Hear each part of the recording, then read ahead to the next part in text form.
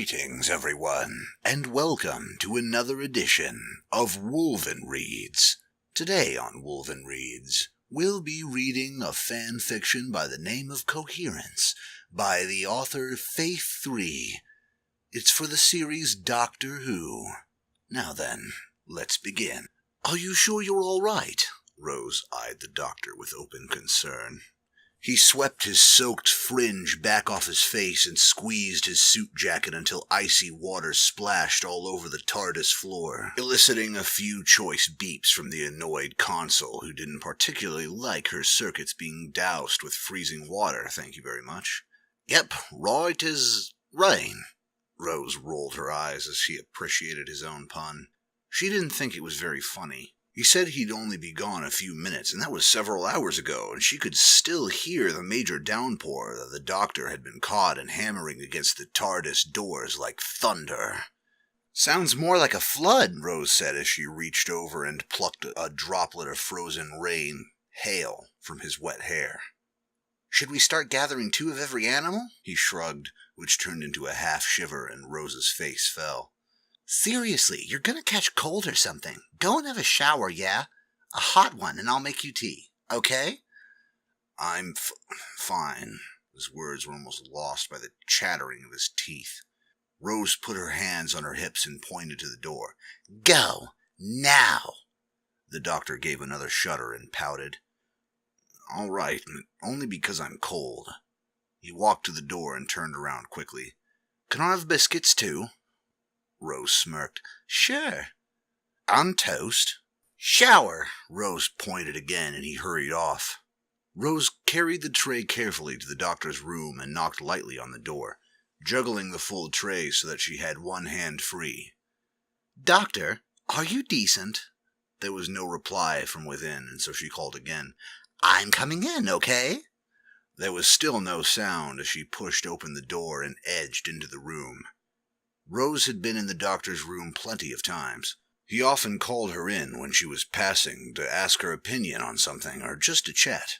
Rose had spent hours curled up on his bed just talking about everything and nothing. But as soon as she saw the doctor slumped on the bed, a damp towel around his waist, she knew that there would be no leisurely chat this time. He sat on the edge of the bed with his head in his hands, slumped towards his knees. Rose put the tray on the nearest flat surface and hurried over to him. Doctor, what is it?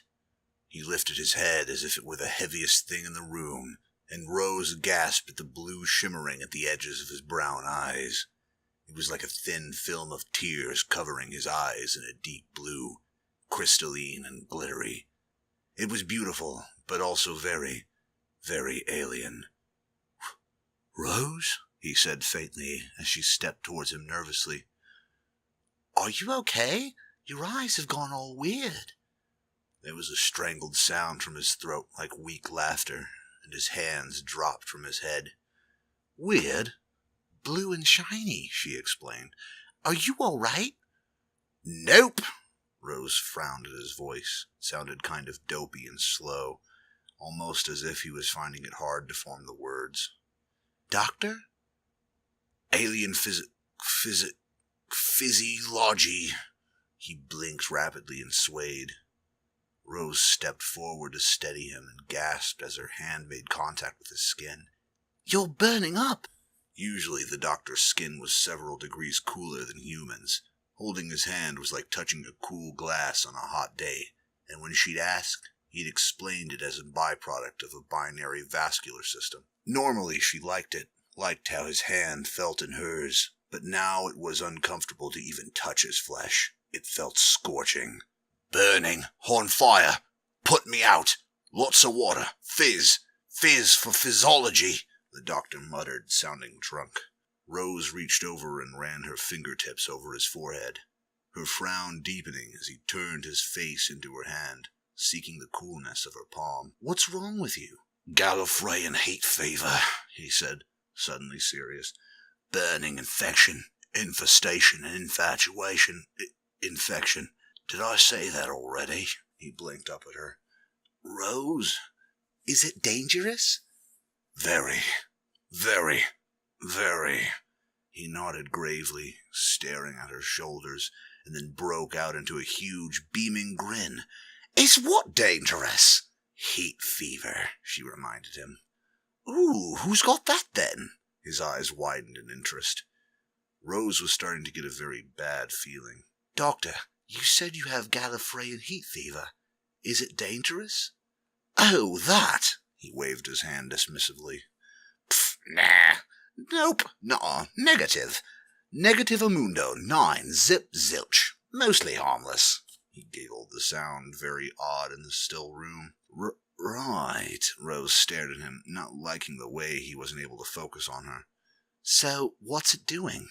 "Burns infection," he said slowly, like he was lecturing a small child. "Gallifreyan heat fever coats the inner cells in a blue microactive substance, which cordons off any invasion of the body's natural functions. Vitals, he shook his head. "Fights invasion of the body. Germs!" He beamed as he reached the correct conclusion. "Fights germs!" Rose nodded as she processed that and tried to make it simpler for herself. "So, the blue stuff on your eyes is like your body's natural defense against infection. Like antibodies." "Exactly!" He pointed at her randomly, hitting her stomach with one long finger.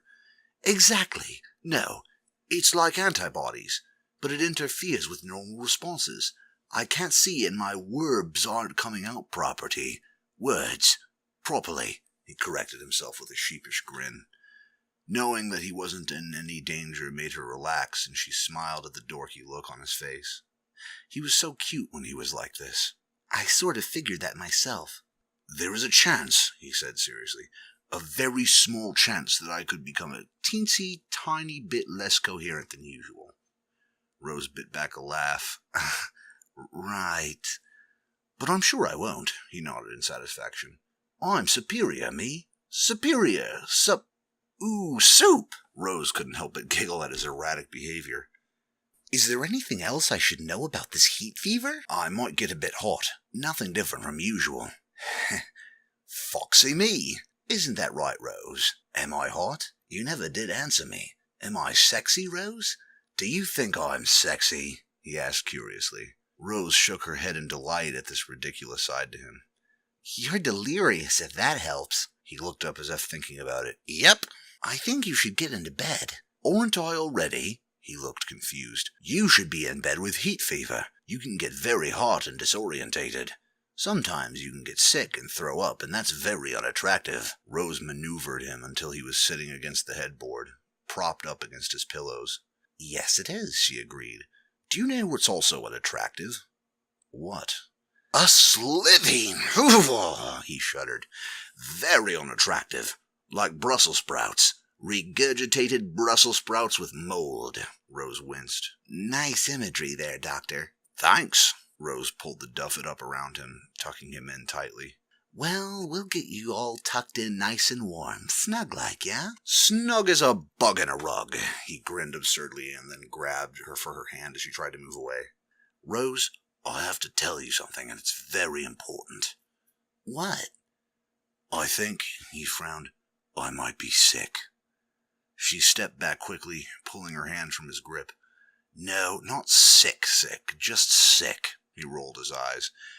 "Gallifreyan heat fever lasts about 7 hours while the body burns away the contagion.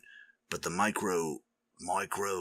wave? Microactive substance?" Rose guessed. "Yes!" He pointed at her triumphantly. "The microactive substance inhibits the infection, but the infection inhibitor inhibits inhibitions." Rose stared at him. "What?" "Inhibitions," he said in frustration. "Embarrassment, reticence, self-consciousness, reserve, shyness, hang-ups. Gets rid of them. Gone. Bye-bye. See you later. Au revoir. Auf Wiedersehen. Arrivederci." "Right." Rose considered this carefully. "So, you'll be hot and sick, disorientated and dizzy. You'll make no sense whatsoever, and probably come out with crap that you wouldn't usually say?" "Yep." "Sounds like fun." She took a deep breath. "So, what do I do?" "Moan, mostly," he said with a wrinkled nose. "Get in trouble, and sometimes you save me, which is nice." The doctor suddenly broke into a sunny smile. I like it when you do that. I meant, hey! Rose's jaw dropped in indignation. I don't moan, do I? Oh, only very occasionally. He waved her annoyance aside. I like it. Means you're here. I like it when you're here. That was the sweetest thing he'd said to her in a long while. Yeah? A grin started to make its way over Rose's face. You smell good, too. Like sunset and fresh rain and honey. I bet you taste nice. He sighed and sat back. I'd like to taste you. Okay, that was new. Rose had always wondered what this doctor thought about her. The previous incarnation had been very obvious when he liked her and when he was jealous, but this one played his cards very close to his chest. Unless his inhibitions were inhibited, that was. Rose bit her lip hard and tried to gather her thoughts. Okay, it wasn't right to try to find out what he felt about her when he was like this. It was wrong. Very wrong. Damn it! Okay, Rose took a deep breath. I meant, though, how do I make you feel better? You hold my hand. His grin was goofy. Always makes me feel better. And hot. Rose blushed. Too much information. Way too much for her peace of mind, and he was going to regret saying that in the morning. Could he regenerate from embarrassment? She'd find out tomorrow. But for now, she had to do damage control. How can I make the heat fever go away faster? Tea! He exclaimed like it was obvious. Tannin and all the good things in tea. And cake, she frowned. Cake? Ooh, yes, please. Rose laughed and went over to fetch the tray she'd brought in with her. But as she picked it up and turned around, she was shocked to see the doctor climbing out of bed. Hey, hey, hey! She yelled, slamming the tray down again. What are you doing? Get back into bed! He pouted as he stood up, his naked chest still sprinkled with wet drops from the shower. But I'm wearing a towel. I can't sleep in a towel. His hands went to his hips and started to pull on the knot that anchored the towel to his waist and kept his hidden bits hidden. Rose flushed pink, her voice going shrill. Doctor, I'm still in the room. I know. He rolled his eyes like she was an idiot, and he loosened the knot on his towel. Rose spun around. You've seen it before, he said, somewhat put out. No, I really haven't. He sounded more confused now. But you must have. That time in the shower. Rose's face was a picture as she turned back. What time in the shower? He scratched the back of his head, the towel dripping dangerously low on his hips. Huh, did I imagine that? Rose couldn't stop the words as they tripped off her lips. You've imagined me and you in the shower? Oh, yes, he nodded enthusiastically. Oh, Rose felt kind of lightheaded. And on the floor, he continued, counting on his fingers, oblivious to her open mouth. On the kitchen table, against the console, in the garden, against the wall, in the zero room, in front of the fireplace, in the library, in the bath, on the pool table. Run out of fingers. He held up his hands. Inconvenient. Rose opened and closed her mouth, having no idea what to say to that somewhat astonishing revelation. He tugged an ear. Are you sure we didn't have sex in the shower? I think I'd remember, she said faintly. He sighed and sagged despondently. Damn! Her brain was blank. He'd actually imagined, having sex with her in all of those places, and more, it seemed. Maybe you should get back into bed with the towel, okay? She suggested slowly, stowing the information for future perusal. On the pool table? Did they even have a pool table? Okay. He was childishly cheerful as he turned and crawled back into bed, waving his bum in the air as he burrowed under the covers. It was a very nice bum. Rose held her breath and counted to 10. He was sick. He was sick. He was sick. Therefore it wouldn't be right to jump him. Just yet, anyway. She brought the tray over to where he lay and handed him his rapidly cooling tea. He took the mug with a grateful smile and licked the edge. His face fell. Doesn't taste like tea, Rose bit her lip. That's because of the mug. The tea's inside. He blinked at her twice. Of course it is. He sipped it and breathed heavily, sliding down against the pillow. Marvelous. Rose sat on the edge of the bed and stared at him as he drank with the tea with every sign of enjoyment. Good tea? He moaned, licking the ridge of the mug. You make good tea, Rose Tyler. I think you get it from your mum. Jackie makes good tea, he frowned. But tea leaves taste better. You can't fit a whole Jackie Tyler into a mug unless you cut off her head, and milk doesn't go well with a pink tracksuit. What was I saying? Rose shook her head in bemusement. No idea. He handed her the mug and stretched his arms above his head, yawning widely. Rose watched as the muscles in his chest tightened and the skin glowed an odd blue in the light. You're blue, she said. He touched his chest, rubbing the slight hairs there. Antibodies, microactive diodes just under the skin. Am I shiny? Yeah, just a bit. And he was. His body looked like he dipped it under a very pale blue glitter. I'm shiny, shiny doctor, he sang. Rose put the tray on the floor and held up the plate. Toast? Oh yes, toast. Not as good as bananas, but better than bananas on toast. He held his hand out for it, and Rose placed the plate onto his outstretched fingers, making sure he didn't drop it on the bedspread. He bit down into the crunchy snack, and butter smeared over his lips, crumbs dropping onto the plate. He licked at the melting butter and swallowed. I like toast, he murmured, and bit into it again, devouring almost half with one huge mouthful. I like toast. He paused as the next slice hovered in next to his lips. Toast doesn't like me. He dropped the plate, and that was all the warning Rose had before she felt the doctor start to retch. She grabbed the waste paper bin next to the bed, half full of rumpled bit of paper, and held it under his face as he half rolled off the bed and heaved. Ew, she grimaced at the sound and the smell of the doctor being sick and forced herself to reach over and rub his back. There. And here, he managed before retching again and again. Rose held the bin until he finally stopped heaving and lay prone on the edge of the bed. Her heart went out to him as he stared miserably at the floor. She laid her head against his back, feeling his double heartbeats against her cheek. Oh, poor doctor. She reached up and stroked her fingers through his damp hair. Is it all gone? No more toast, he mumbled and shuddered. Don't like toast. No toast, no cats, no psychographs, no horses, no clocks, and by God, no wolves. He rolled onto his back and patted Rose's hair. Which way am I facing? Towards the ceiling, she said sympathetically. Here, get back into bed. She helped him under the sheets again and carried the full bucket into the bathroom, pouring the contents down the loo and trying not to gag. Rose? She rushed back into the bedroom. Yeah? I don't feel so good, he moaned pathetically, and she put the bin back and sat on the bed. She leaned over and felt his head. Still really hot.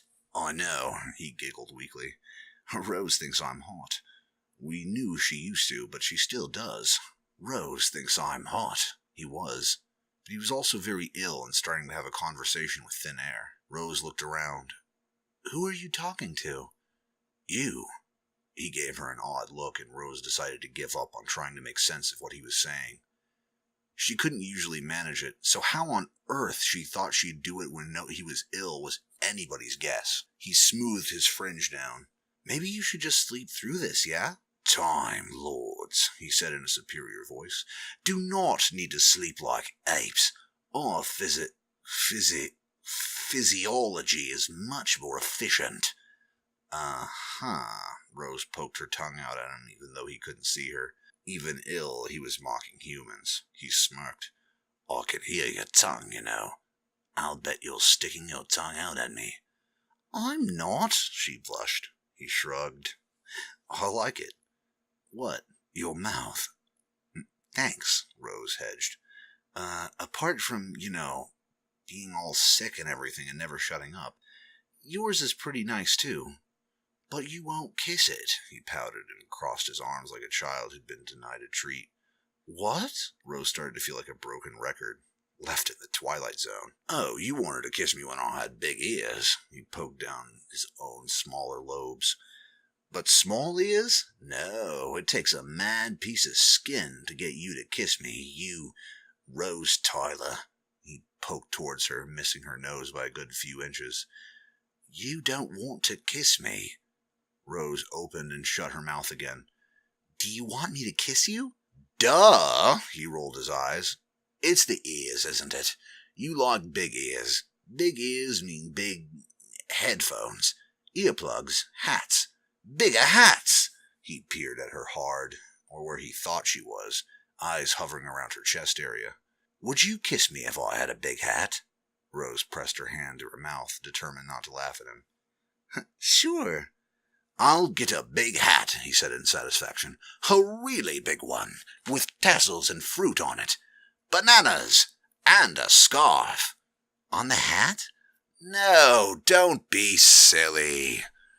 Right, because bananas on a hat were perfectly acceptable. Rose shook her head. I'm gonna go let you get some sleep. Oh, okay. Rose stood up to leave and carry the tray over to the dresser, turning to go. But a plaintive sound stopped her. Rose? The doctor was sitting up in bed, staring around with big doe eyes, sparkling with the blue liquid that looked like tears. What is it? Where are you? By the door. Why? I was going to let you get some sleep, remember? Well, I'm not sleeping without you, he said crossly. That's mean. I can't see, and I'm sick and hot, and you're making me sleep all alone. Your body's cooler than mine. I want your hands and your feet. Feet, freezing feet. Rose, come to bed. Rose leaned against the door and stared at the adorable picture of the half-naked, pouting doctor. Come to bed? There was no way she could resist that. She couldn't even try. Oh, all right, shove over, I'll get in. He clapped in glee and opened the covers for her to climb in, which she did after towing her shoes off. He rolled over and wrapped her in his arms, almost smothering her in the scent of hot mail. She was tucked under his arm, enveloped in his body. She felt so very safe and comforted. See, he said softly. Knew we'd done this before. Look how we fit, Rose smiled. Yeah, I guess we do, but really, we haven't shared a bed before. But I remember we did. We were asleep and the baby woke us up. Rose froze. Baby? She rose up on one elbow and stared at him incredulously. We had a baby? We did? The doctor blinked in confusion. Where did we put it? I'm always losing something, he moved. Maybe I should go look for it.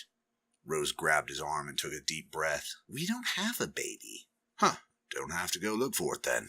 He snuggled back down.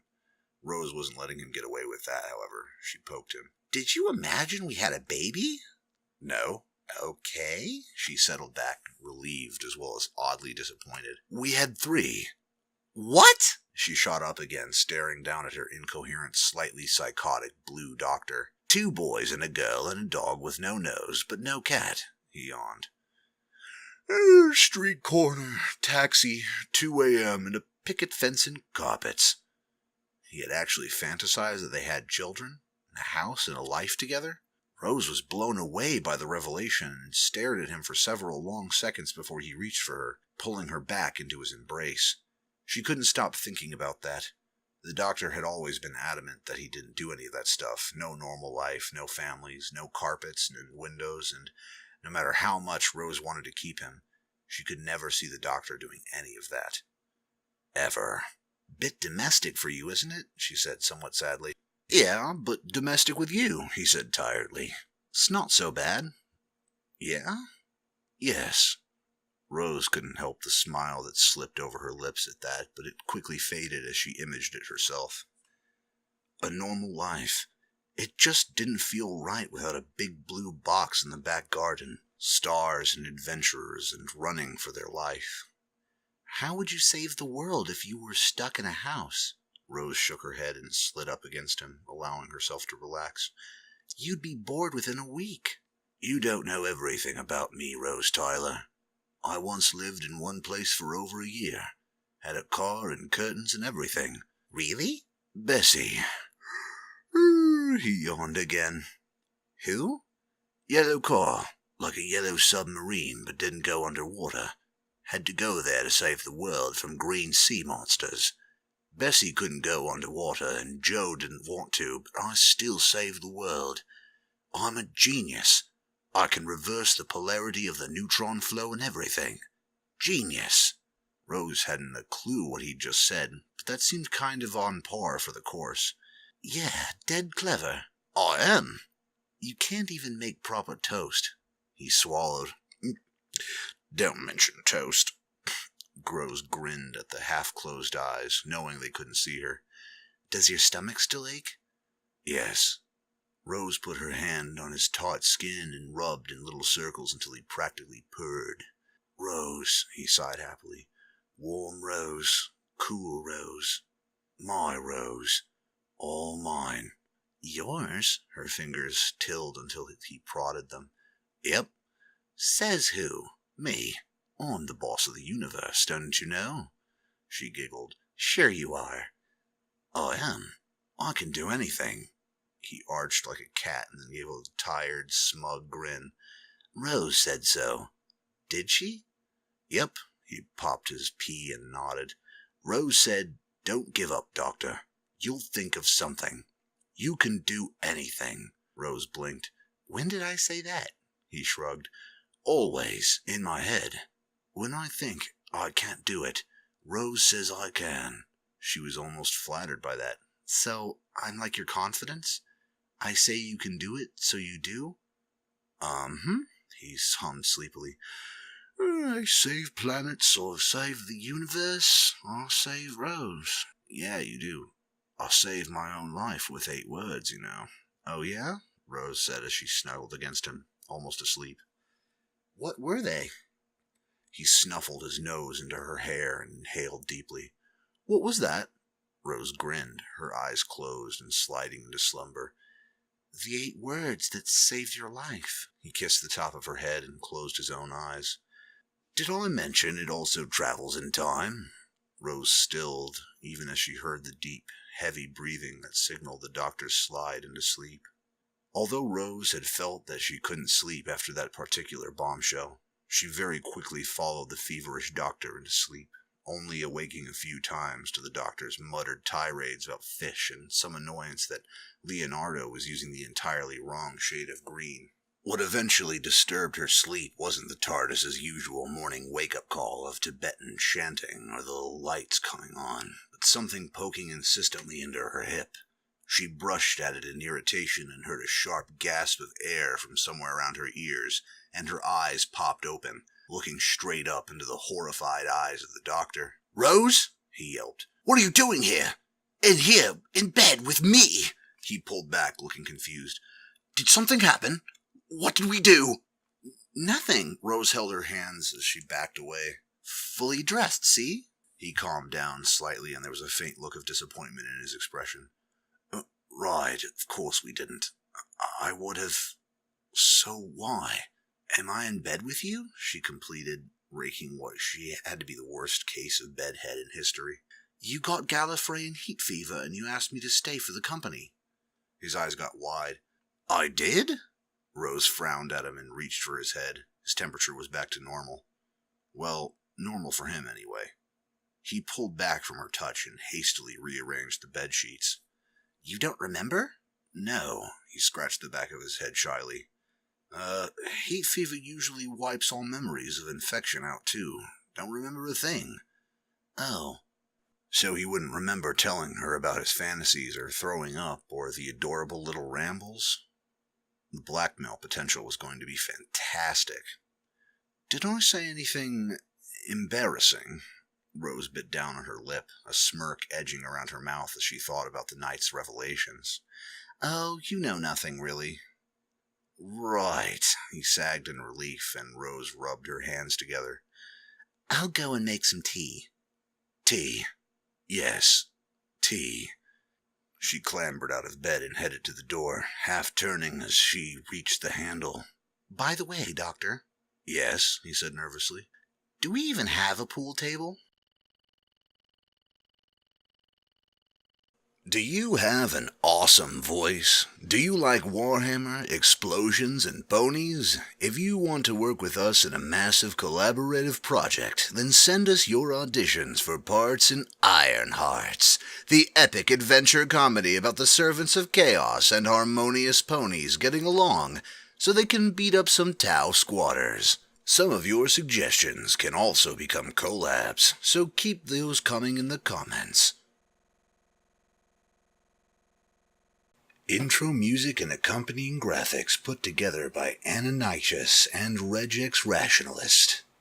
And remember, please like, favorite, and subscribe, and let us know in the comments what you'd like me Wolvenreign to read next.